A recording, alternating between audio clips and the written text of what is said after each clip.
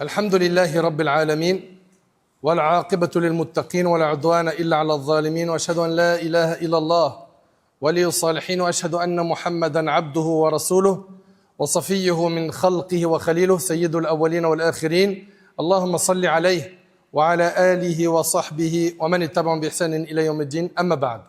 Mes chers frères et sœurs, notre thème pendant cette khutbah sera bi'idhnillah des supporters champions du désordre. Des supporters champions du désordre. Chers frères et sœurs, ces derniers jours, nous avons assisté à des scènes qui doivent nous interpeller. À l'occasion d'un événement sportif qui a suscité beaucoup d'enthousiasme, nous avons vu des milliers de personnes sortir pour célébrer dans les rues. Jusqu'ici, cela paraît naturel. Mais parmi ces célébrations, certains ont dépassé les limites. Il y a eu des violences, des insultes, des agressions, des dégradations, des affrontements, des comportements qui ne conviennent pas aux musulmans, ni même à l'homme raisonnable. Suite à cet événement, il y a eu une récupération médiatique qui a pointé du doigt une partie de la jeunesse musulmane. Si certains ont pu faire cet amalgame, c'est parce qu'hélas, une minorité de musulmans s'est malheureusement associée à des comportements répréhensibles. Bien que leurs actes ne représentent pas l'ensemble de la communauté, ils ont alimenté les préjugés et les généralisations abusives. C'est pourquoi le musulman doit être un exemple de responsabilité, de discipline et de respect. Même dans les moments de joie, il doit garder ses valeurs islamiques. Nous vivons dans une époque où les passions sont fortes, où les distractions sont nombreuses et où beaucoup de gens se laissent emporter par leurs émotions au point d'oublier pourquoi Allah les a créés. Le croyant ne doit jamais oublier pourquoi est-ce qu'il a été créé.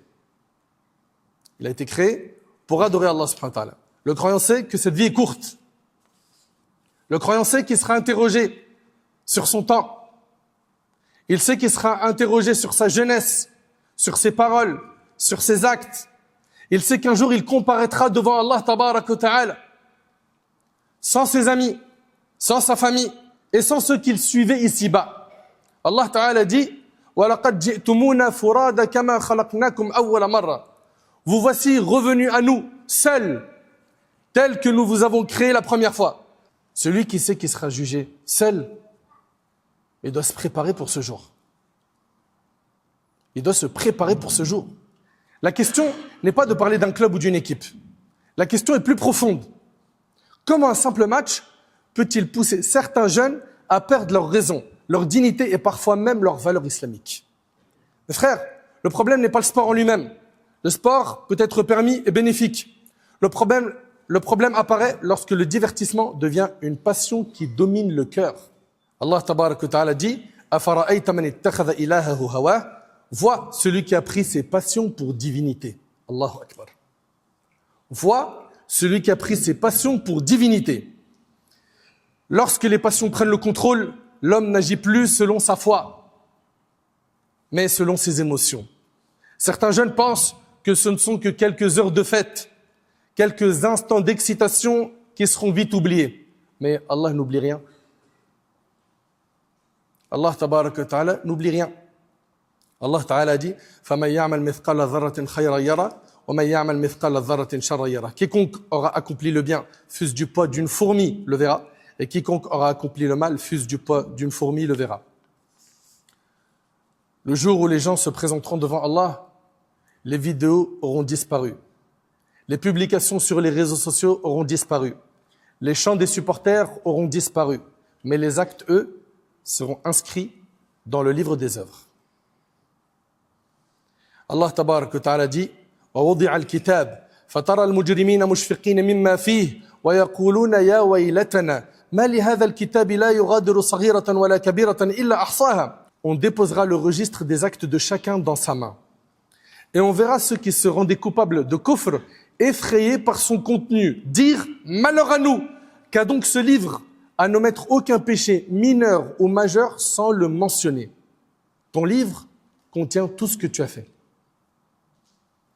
Les petits péchés comme les grands. Tout est inscrit dans ton livre. On te le remettra le jour du jugement. Tu veux y voir quoi? Tu veux y voir quoi? Nous sommes les auteurs de notre livre. Qu'est-ce que tu as inscrit dans ce livre?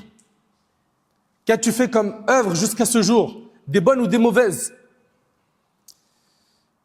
Que répondra celui qui a frappé une personne innocente? Celui qui a terrorisé une famille? Celui qui a détruit les biens des gens? Celui qui a insulté, humilié, agressé son prochain? Ou s'est adonné aux casses de tout ce qui représente l'État? Serviteur d'Allah, parmi les choses les plus graves observées lors de ces débordements figurent les atteintes aux biens publics et privés. Une personne se réveille le matin et voit sa voiture brûlée. Imagine, on te fait ça. Imagine, on te fait ça. Tu te réveilles le matin, ta voiture elle est brûlée. Ou la voiture de ton père, ou de ton épouse, ou de ta mère, ou de ton fils. Tout comme tu veux pas qu'on te fasse ce mal, ne le fais pas aux autres. Surtout que certains, leur voiture n'est pas simplement un moyen de transport. C'est son outil de travail. C'est son outil de travail qui a été brûlé. Ces derniers temps, on a donc constaté des voitures brûlées, des vitrines détruites et pillées, des arrêts de bus dégradés, des commerces saccagés. Tout ça, c'est du zulm, c'est de l'injustice. Ces biens appartiennent à des familles, à des commerçants, à des travailleurs qui ont parfois économisé toute leur vie pour les acquérir.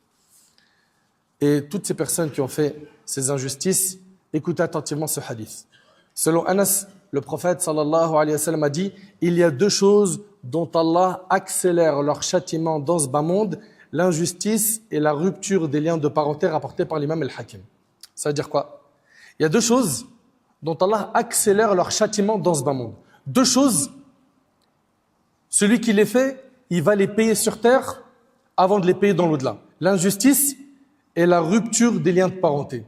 Celui qui a fait une injustice, qu'il sache qu'avant de mourir, s'il ne s'en est pas repenti, il va le payer. Si t'arrive des catastrophes, des grands malheurs, après tes injustices, sache que tu es en train de payer la facture. Et ces deux péchés, tu les payes sur terre avant de quitter cette vie. L'injustice et la rupture des liens de parenté. Le croyant doit également craindre la mauvaise fin. Combien de personnes sont sorties de chez elles sans savoir qu'elles ne reviendraient jamais? Ça a été le cas après la victoire du PSG. Il y en a bien certains qui ne sont pas rentrés chez eux. Combien sont morts dans un accident, une bagarre ou un mouvement de foule? Et si la mort venait te saisir au moment où tu insultes, frappes, casses ou désobéis à Allah, dans quel état aimerais-tu rencontrer Allah, sachant que tu seras ressuscité de la même manière dont tu es mort? Et ce ne sont pas mes paroles. Dans le hadith de Jabir, le prophète sallallahu alayhi wa sallam a dit « Chaque individu sera ressuscité dans l'état où il se trouvait lors de sa mort. » Et c'est rapporté par un musulman. Imagine-toi, un qui était en train de casser, de voler, de piller, ou de frapper quelqu'un, et se retrouve à mourir à cet instant. Tu veux rencontrer Allah subhanahu wa ta'ala sur quel état? Un état de désobéissance, ou comme certains de nos pieux prédécesseurs, un tel est mort, il avait le Coran dans les mains, un tel il est mort dans une adoration. Tu veux mourir comment? Pour avoir une belle mort, il faut avoir un beau parcours. La belle mort se mérite. Le prophète sallam a dit, les actes ne valent que par leur fin. Le plus important, c'est ta mort. D'ailleurs, dans un hadith, le prophète sallam a dit, ne soyez pas impressionnés par l'œuvre d'une personne jusqu'à voir sur quoi il va mourir. Comment tu veux mourir? Sur un acte d'obéissance ou de désobéissance? Le musulman peut aimer une équipe. Le musulman peut apprécier un sport, mais jamais au point d'oublier Allah. Jamais au point de commettre une injustice. Si on utilise ce ton avec vous, c'est parce qu'à cause d'une nuit comme celle de la victoire du Paris Saint-Germain, vous pouvez handicaper votre futur. Écoutez attentivement ce qui arrive là. Si on utilise ce ton avec vous, c'est parce qu'à cause d'une nuit comme celle de la victoire du Paris Saint-Germain, vous pouvez handicaper votre futur. Il suffit que ce soir-là, par un effet de groupe, tu te retrouves mêlé à une affaire judiciaire et peu importe ton degré de responsabilité dedans. Une fois que ton casier judiciaire s'entachera de cette affaire, c'est des milliers de portes qui vont se fermer à toi. Au niveau professionnel et dans d'autres domaines.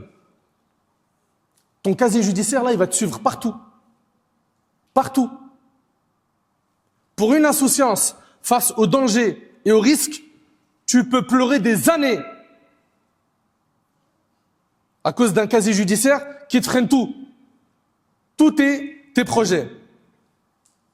Ne laissez pas les réseaux sociaux décider de vos émotions. Ne laissez pas les foules et vos fréquentations décider de votre comportement. Ne laissez pas les passions diriger votre vie. Et gardez en tête une chose. Le vrai vainqueur n'est pas celui dont l'équipe remporte le trophée. Non. Le véritable vainqueur est celui qui remporte l'agrément d'Allah. Allah Ta'ala dit « La yastawi ashabul nari wa ashabul jannah. Ashabul jannati humul faizun. » Ne seront pas égaux les gens du feu et les gens du paradis. Les gens du paradis sont eux les gagnants. Voilà qui est l'équipe gagnante. L'équipe gagnante, c'est celle du paradis. Et les gens du paradis, c'est pas les gens qui cassent, qui détruisent, qui sèment le désordre. Non.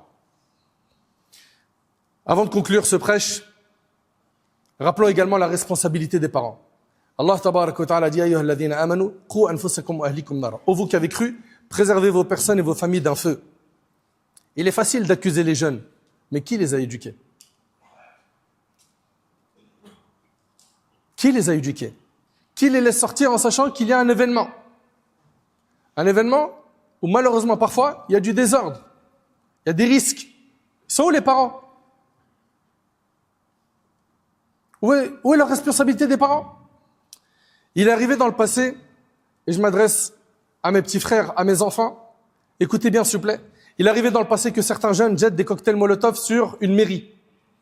Comme les enfants étaient mineurs, leurs parents ont payé de 13 à 18 ans, de l'âge de l'enfant, ils ont payé de 13 à 18 ans.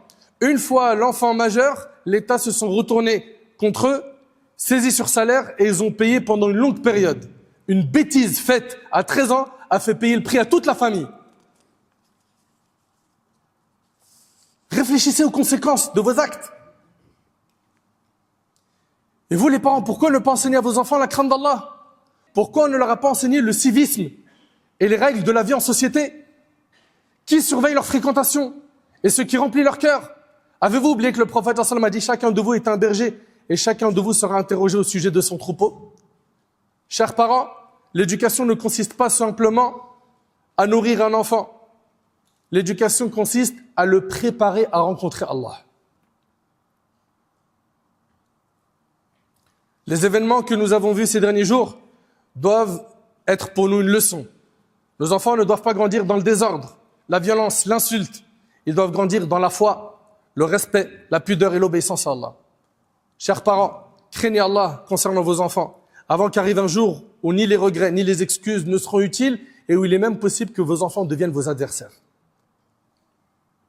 Parce que vous leur avez transmis zéro éducation. Et un dernier message pour les jeunes, craignez Allah concernant votre religion et souvenez-vous que les joies de ce monde passent rapidement, tandis que les conséquences des actes demeurent auprès d'Allah. J'implore Allah subhanahu wa ta'ala de guider nos enfants. J'implore Allah subhanahu wa ta'ala de guider notre jeunesse. J'implore Allah tabaraka wa ta'ala que ce prêche trouve une place dans nos cœurs. J'implore Allah tabaraka wa ta'ala de nous pardonner nos manquements. J'implore Allah azza wa jal de nous accorder la piété, la véracité dans les paroles et les actions.